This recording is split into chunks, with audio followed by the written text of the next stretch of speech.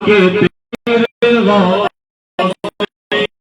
اعظم میری زندگی کے رہبر بڑے پیر غوث اعظم اور اب تو جگا دو قسمت اب تو جگا دو قسمت اپنی دکھا دو صورت اب تو جگا دو قسمت اپنی دکھا دو صورت اب تو جگا دو قسمت اپنی دکھا دو صورت اے اولیاء کے سرور اے اولیاء کے سرور بڑے پیر غوث اعظم اے اولیاء کے سرور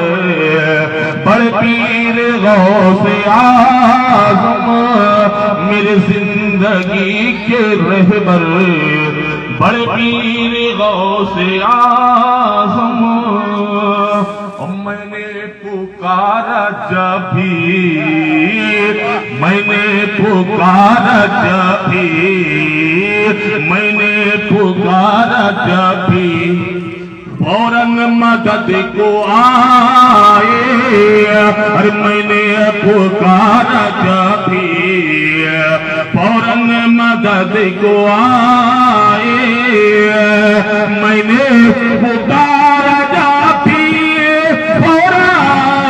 مدد کو آئے ارے فضل خدا سے احمد فضل خدا سے احمد بڑے پیر غوث اعظم فضل خدا سے احمد بڑے پیر غوث اعظم میری زندگی کے رہبر بڑے پیر غوث اعظم نہیں تم سا کوئی بہتر بڑے پیر غوث یہ سامان سر کو چھوٹا لے جا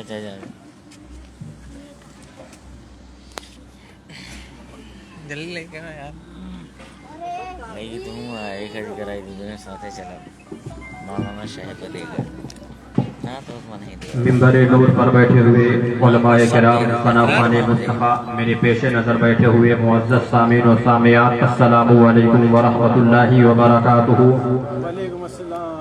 الحمدللہ رب العالمین والعاقبۃ للمتقین والصلاة والسلام علی سید المرسلین وعلی آلہ واصحابہ اجمعین اما بعد فاعوذ باللہ من الشیطان الرجیم بسم اللہ الرحمن الرحیم الا ان اولیاء اللہ لا خوف علیہم ولا هم يحزنون صدق اللہ مولانا العظیم وبلغنا رسوله النبی الامین المتین الکریم ونحن على ذلك لمن الشاهدين والشاكرين والحمد لله رب العالمين بادئ توحید کے متوالوں شمع رسالت کے پروانوں غوث اعظم کے دیوانوں شہدائے ملت کے طلبگاروں خواجہ غریب نواز کے چاہنے والوں آج بھی ہم اور آپ مل کر سب سے پہلے آقا نامدار مدینے کے تاجدار احمد مختار جناب احمد مجتبی محمد صلی اللہ تعالی علیہ وآلہ وسلم کی بارگاہ میں اپنی غلامی کا ثبوت پیش کرے پڑھے باوان اللہم صلی علی سیدنا شفیعنا حبیبنا ومولانا محمد معدن الجود والکرم وعلی آلہ واصحابہ وبارک وسلم صلو علیہ صلاۃ و سلاما علیک یا رسول اللہ صلی اللہ تعالی علیہ وسلم اصول برکت کے لحاظ سے میں کچھ منٹ کی گفتگو کروں گا. اس سے پہلے دو شعر نعت پاک کے سماعت فرمانے درود پاک پڑھیں. اللہم صلی علی سیدنا شفیعنا حبیبنا ومولانا محمد معدن الجود والکرم وعلی آلہ واصحابہ وبارک وسلم صلو علیہ صلاۃ و سلاما علیک یا رسول اللہ صلی اللہ تعالی علیہ وسلم. اتنا کرم غلام پہ فرمائے مصطفیٰ، اتنا کرم غلام پہ فرمائے مصطفیٰ، اتنا کرم غلام پہ فرمائے مصطفیٰ کہ جب موت آئے سامنے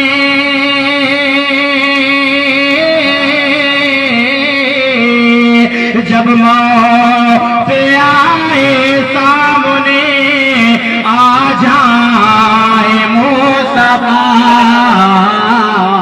جب موت آئے سامنے آ جائے مصطفیٰ، جب موت آئے سامنے آ جائے مصطفیٰ، اتنا کرم غلام پہ فرمائے مصطفیٰ، جب موت آئے سامنے آ جائے مصطفیٰ۔ اور یہ شعر بہت ہی پیارا شعر ہے، ملاحظہ فرما لیں۔ آج ہمارے لوگوں کا یہ ماحول بن چکا ہے، چاہے نوجوان بچے ہوں یا بچیاں ہوں، ان کی نیند جبھی آتی ہے جب موبائل کی یا بیٹری ختم ہوتی ہے یا نیٹ پیک ختم ہو جاتا ہے۔ شعر ملاحظہ فرما لیں۔ پڑھ کر درود اس لیے سویا کرے سبھی، درود اس لیے سویا کریں سبھی، پڑھ کر درود اس لیے سویا کریں سبھی کہ کب جانے کس کے خواب میں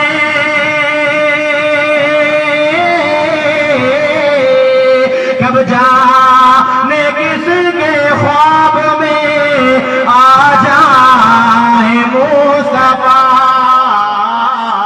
کب جانے اللہ اکبر، یا رسول اللہ،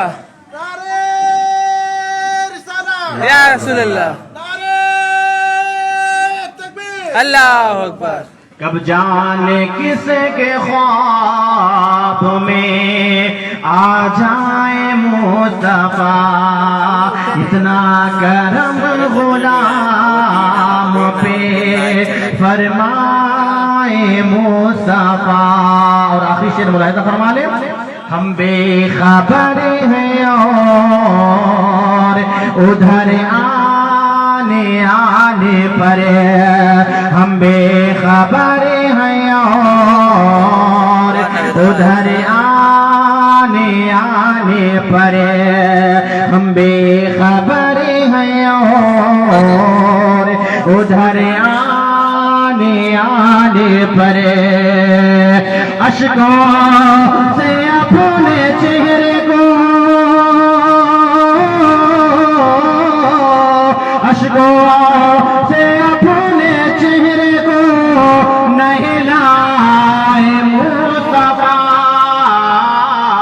اشکوں سے اپنے چہرے کو نہلائے مصطفیٰ، اتنا کرم غلام پہ فرمائے مصطفیٰ، جب موت آئے سامنے آ جائے مصطفیٰ، جب موت آئے سامنے آ جائے مصطفیٰ۔ غوث اعظم محمد کا محبوب ہے، غوث اعظم محمد کا محبوب ہے۔ سارے ولیوں کی گردن جھکائی گئی، سارے ولیوں کی گردن جھکائی گئی، مہر مہر ان کے قدم کی لگائی گئی، چاہے اوتاد ہو چاہے ابدال ہو، چاہے اوتاد ہو چاہے ابدال ہو، میرے غوث جلی کا مدح کون ہے؟ غوث اعظم غوث اعظم درمیانے اولیاء، محمد درمیانے انبیاء۔ حضرات محترم، ہمارے رئیس بھائی نے اپنے مکان پر سرکار غوث اعظم کی محفل پاک کا انعقاد کیا ہے.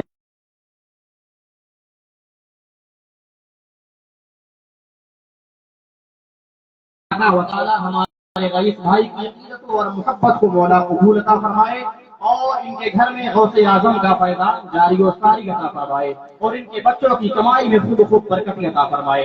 حضرات محترم، اللہ رب العزت قرآن مجید میں ارشاد فرماتا ہے الا ان اولیاء اللہ لا خوف علیہم ولا هم یحزنون. خبردار، بے شک جو اللہ کے ولی ہیں انہیں کسی چیز کا خوف اور کسی چیز کا غم نہیں ہے. حضرات محترم، اس آیت کریمہ میں اللہ تبارک و تعالیٰ نے شان اولیاء کرام بیان فرمائی ہے. یعنی اولیاء اللہ وہ جماعت ہے جن کے دلوں میں اللہ تبارک و تعالیٰ کے علاوہ کسی چیز کا خوف نہیں ہے اور ان کے دلوں میں خشیت خداوندی ایسی رچ بس چکی ہے کہ انہیں دنیا کا کسی چیز کا خوف نہیں ہے. تو جس کے اندر اللہ تبارک و تعالیٰ کا خوف پیدا ہو جاتا ہے وہ دنیا کی کسی چیز سے ڈرتا نہیں ہے، اسے دنیا میں کسی چیز کا کوئی غم بھی نہیں ہو سکتا ہے، کیونکہ اللہ رب العزت ارشاد فرماتا ہے الا ان اولیاء اللہ لا خوف علیہم ولا هم یحزنون. خبردار، بے شک جو اللہ کے ولی ہیں انہیں کسی چیز کا خوف اور کسی چیز کا غم نہیں ہے. انہیں کسی چیز کا خوف اور غم کیسے ہو سکتا ہے جبکہ اللہ تبارک و تعالیٰ نے ان کے ساتھ یہ وعدہ فرما رکھا ہے. خود اللہ رب العزت قرآن مجید میں دوسرے مقام پر ارشاد فرماتا ہے نحن اولیاؤکم فی الحیات الدنیا وفی الآخرہ. ہم دنیاوی اور آخرت کی زندگی میں ان کے مددگار ہیں. اور دوسرے مقام پر اللہ رب العزت ارشاد فرماتا ہے وَاعْلَمُوا أَنَّ اللَّهَ مَعَ الْمُتَّقِينَ. اور جان لو کہ اللہ تبارک و تعالی متقین کے ساتھ ہے، متقین کی جماعت کے ساتھ ہے. تو حضرات محترم، پتہ کیا چلا؟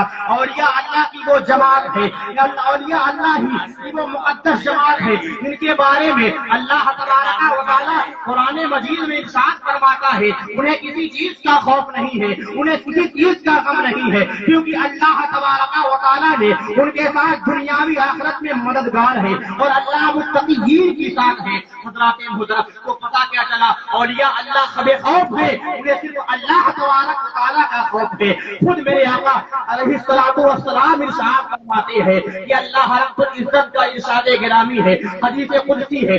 اللہ رب العزت ارشاد فرماتا ہے، یہ مشکوٰۃ شریف کی حدیث ہے.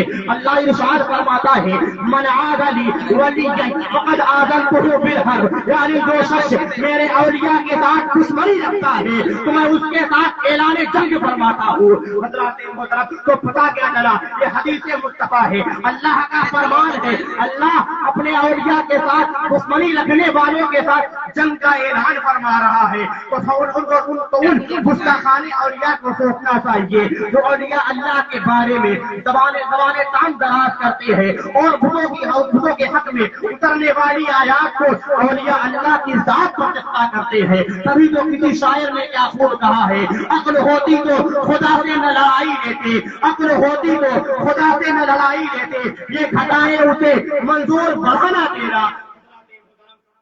نہیں اللہ کے پیارے حبیب صلی اللہ تعالی علیہ وآلہ وسلم ارشاد فرماتے ہیں جب کوئی بندہ کثرت نوافل کی وجہ سے اللہ رب العزت کا قرب حاصل کر لیتا ہے، اللہ رب العزت کا قریبی ہو جاتا ہے اور یا اللہ کی جماعت میں شامل ہو جاتا ہے، تو میرے آقا ارشاد فرماتے ہیں حدیث قدسی ہے فقلت سمعه الذي وفقدت سمعه الذي يسمع بها وبصره الذي يبصر بها ويده الذي يبطش بها ورجله الذي يمشي بها وإن سألني لأوتينه. یعنی اللہ رب العزت ارشاد فرماتا ہے حدیث قدسی ہے کہ جب کوئی بندہ کثرت نوافل کی وجہ سے اللہ رب العزت کا قرب حاصل کر لیتا ہے تو اللہ رب العزت اس کے کان بن جاتا ہے، وہ ان کانوں سے سنتا ہے. اللہ رب العزت اس کی آنکھ بن جاتا ہے، وہ ان آنکھوں سے دیکھتا ہے. اللہ رب العزت اس کے ہاتھ بن جاتا ہے، وہ ان ہاتھوں سے پکڑتا ہے.